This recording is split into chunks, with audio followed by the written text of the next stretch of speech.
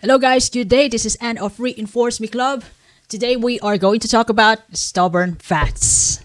Now, what is a stubborn fat? A stubborn fat is a combination of visceral and adipose tissue. So when you say visceral fats, these are fats which are located under the abdominal cavity, which surrounds the liver, the stomach, and intestines. And when you say adipose tissue, this is the subcutaneous tissue which extends throughout the body and makes you look chubby. Now, why is it a problem? Why is a stubborn fat a problem? Now, this is how it goes. There are some people who are quite conscious about their body image, and they did all sorts of exercise, diet, and weight loss training, but these fats tend to be resistant to it. You know why? You know why? One of the main reason those stubborn fat kind of really hard to take it off, to lose it. It's because these are visceral fats. When you say visceral fats, they influence the body. They tend to release hormones and substances which, alters the utilization of insulin and makes the liver release more cholesterol. That's why when you have more visceral fats, you are prone to many different sorts of cardiovascular diseases. Now let's go down to the causes of these stubborn fats. So number one is genes. Genes tend to determine where and how the body stores fat, just like the FTO genes, which makes a person likely to store fats in the abdominal area, just in the belly. And also there are genes which influences the distribution and the storage and the breakdown of fats in the body, which makes the person prone to obesity.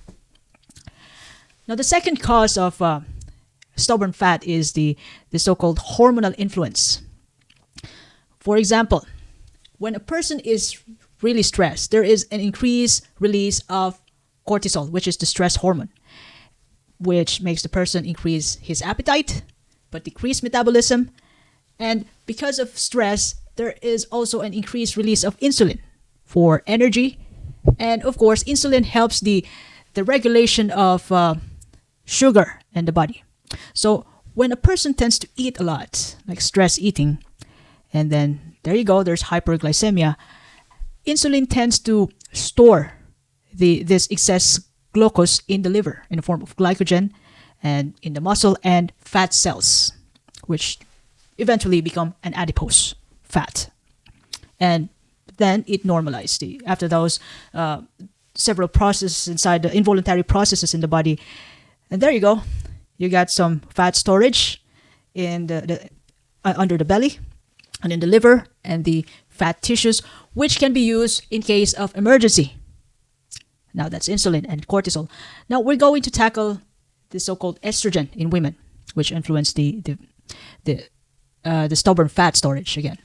So for women, when they tend to decrease, when their body decrease the release of the so-called estrogen, might as well be due to stress, or when they reach the menopausal phase, decreased estrogen makes the body store fats in the abdominal cavity, not in the thighs and of course in the waist, which makes women tend to look more feminine because of estrogen. And another cause of this so-called stubborn fat is the sedentary lifestyle and poor diet. Less activity at work, in the office, sitting and eating. Anything that makes a person tends to have low physical activity, that's a sedentary lifestyle. And even playing online games, eating the entire day, that's sedentary lifestyle. And increased intake of refined carbohydrates, sugars, calories, too much calories, and processed foods. So where would the insulin and other hormones tend to store that? Of course, just under the belly, waist, and hips, and sometimes just here, just in the arms. Another thing that influences the storage of stubborn fat is age. So for women, menopausal stage, and for both sexes in general. So when people tend to age, when people age like 30s and above, 40s, 50s, 60s, this is quite much obvious now.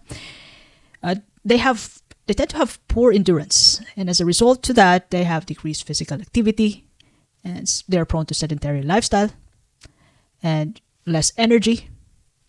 So they're much careful about the prevention, more on prevention of injury, because of course it's hard for old people to recover if they get injured compared to young people. Another thing that influenced this stubborn fat is the stress. When a person is stressed, they tend to eat much or eat less. Plus, they're going to have hormonal imbalance and lack of sleep. And as a result of that, with all of these things going on in the body in response to stress, it affects the regulation and distribution of fats in the body. And lastly, because of poor sleep pattern, people tend to weight gain. When you have poor sleep pattern, your appetite tends to increase because you're stressed about it. And sometimes you're going to have weight gain or weight loss because of lack of sleep. And it affects your metabolism. And as a result of that, the fat storage are in the belly again, or hips, thighs, waist, or arms. So where can you usually see these stubborn fats? So number one, just in the abdominal cavity. You can also see them in the hips and thighs, waist, and the upper arms.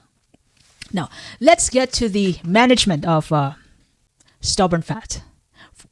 There are all different sorts of medical management of the stubborn fat, as long as you have money, and you're gonna attain it, like fat freezing, fat cavitation, lymphatic drainage, fat dissolver injections, which is much common, liposuction, anything cosmetic and elective.